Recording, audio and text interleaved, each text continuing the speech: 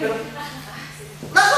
nakakatuwa ba na kahit pagod ako, talagang isipin ko yung pagod nila, hindi ko makakalimutan ko yung pagod ko. Hindi lang sa choirs, hindi lang sa instrumentalist. Yung mga nagluluto natin. Maaaring na-enjoy natin yung pagkain natin, pero hindi natin naisip yung pagod nilang magluto.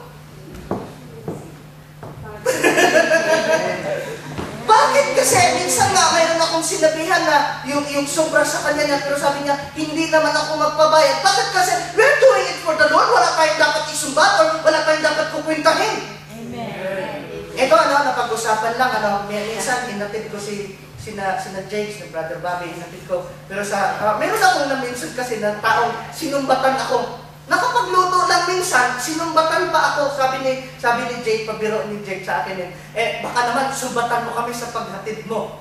Ito sa totoo lang. Ilang tao na tinulungan ko, hindi naman sa pagmamayabang, mayroon naman akong natulungan pa paano. May narinig ba kayo? Lapo. Example na lang. Si Jen, medyo, mayroon pang iba, o hindi ko na lang sabihin kung sino, na parang bagang nagre-react yung puso nila na si Jen natulungan kong nakapasok sa trabaho pero lumipat sa Lord of the Nation. Nung una, sabi ko, parang walang naging kabuluhan yung tulong ko. Hindi lang isa, Pastor. Hindi lang isa. Marami po. Chinecheck ko sarili ko. Baka naman nagiging emotional lang ako. Pero kung ito ang ginagawa ko para kay Lord, bakit ko isusumbat? Sabi ng Biblia, ano man ang ginawa mo sa iyong kapwa, sa Panginoon mo ginagawa, so wala tayong dapat ipagmalaki. At maliban pa doon, yung gawain na pinupuntahan niya para kay Lord, so napunta rin siya kay Lord. Minsan lang kasi nagiging church-centered tayo, hindi tayo nagiging Christ-centered. Na pag hindi na umaaten sa God Most High, sumasama yung loob natin. Ang masaklap dyan, kapag umalis ka ng church, nagbago yung pag-uugali mo. Natin ang dokoy.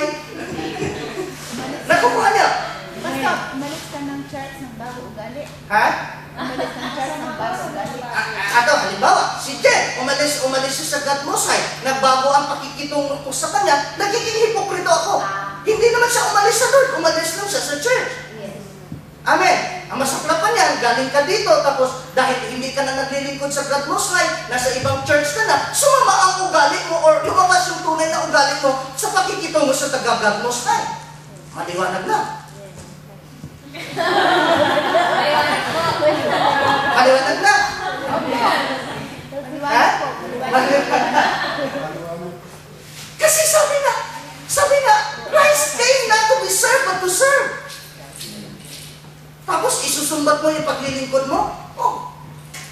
Anong karapatan mo isumbat sa Lord kung sa Lord mong ginagawa? Kaya sa totoo lang, nung una medyo, naano din ako ba? Parang, sayang na lang yung pagpapagal ko.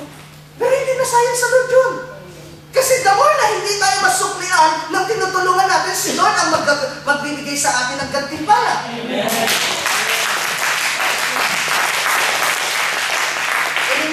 Ang nangyari, gumagawa ng mabuti sa pag-asa or umaasa na masuklian ng mabuti. Not bad. Pero kung hindi ka masuklian, huwag sanang sumama loob mo.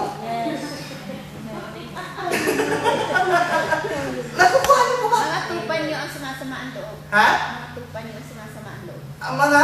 Tupan niyo. Mga tupa niyo ang sumasama ng loob. Maaring, pwede kong palampasin kayo dyan. Naiintindihan ko kayo kasi yung faith ko, hindi yung faith. Yung level ng faith ko, nakakalamang sa inyo. So kung ano yung naiintindihan ko, ano yung kaya kong dalhin, hindi ko ma-expect na kaya niyong dalhin lahat. Amen? Maliwanag? Okay, unfortunately, not all pastors and preachers are humiliated, but do not be like them. Huwag nyo nang gayahin kung si kanino-kaninong pastor pa man, lalo na kung hindi maganda pag-ugali, huwag nyo nang gayahin. Kaysa naman gagawin nyo pang lusot, si pastor ganito nga, tamad, si pastor ganito. Kung tamad sila, bakit ka rin magtatamad-tamaran? Hindi ako mangin? The Lord to exalt you in due time. In due time. Bakit? Kasi dumarating yung due time ng Lord, kasi kung hindi pa dumarating yung due time, hinuhukog pa tayo ng Lord. Maaaring mayabang ka pa. At 6, therefore humble yourselves under the mighty hand of God, that He may exalt you in due time. Last na nga ba? Ay, Challenge na. oo nga, last na pala. Challenge! Are you a message doer or messenger follower? Message to Messenger. Okay, conclusion. Matthew 23 verse 3, therefore, whatever they tell you to observe, that observe and do, but do not do according to their words, for they say and do not do. Nagyayahan ko po kayong tumayo.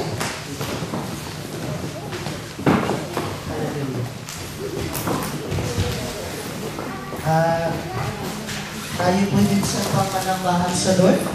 Awitin po natin minsan pa lead me to the cross. Lagay po natin ating sarili sa presensya ng Lord. Hallelujah.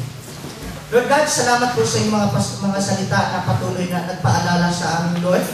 Dalangin nga po namin, Panginoon, na patuloy niyo pong pagkahubugin ang aming pamumuhay. Patuloy niyo kami turuan na i-fix ang aming mga paningin sa iyo, Lord God, because you are the author and finisher of our faith. Hindi po namin titingnan, Panginoon, ang mga messengers ng iyong mga salita, kundi ang mga salitang pahatid mo ang aming susundin, O Diyos. Lord, sa aming pong mga kahinaan, teach us to get rid of ourselves, O God. Teach us to be more like you. Hallelujah.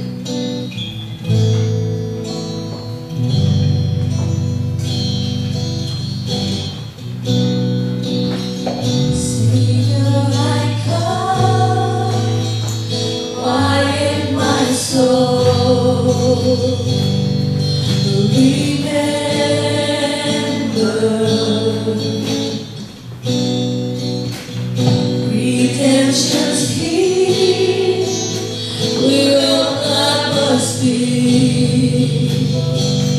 For my ransom, everything I wanted, dear, I count it all as lost. Lead me to the cross where your love poured out. Bring me to my knees, Lord, I lay me down. Bring me of myself, I belong to you.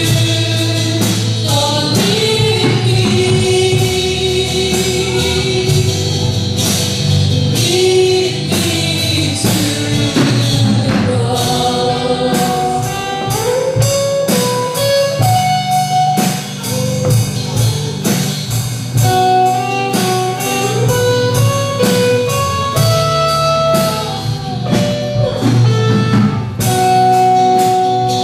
You were as I, tempted and tried. You are. The Word became flesh, bore my sin and death. Now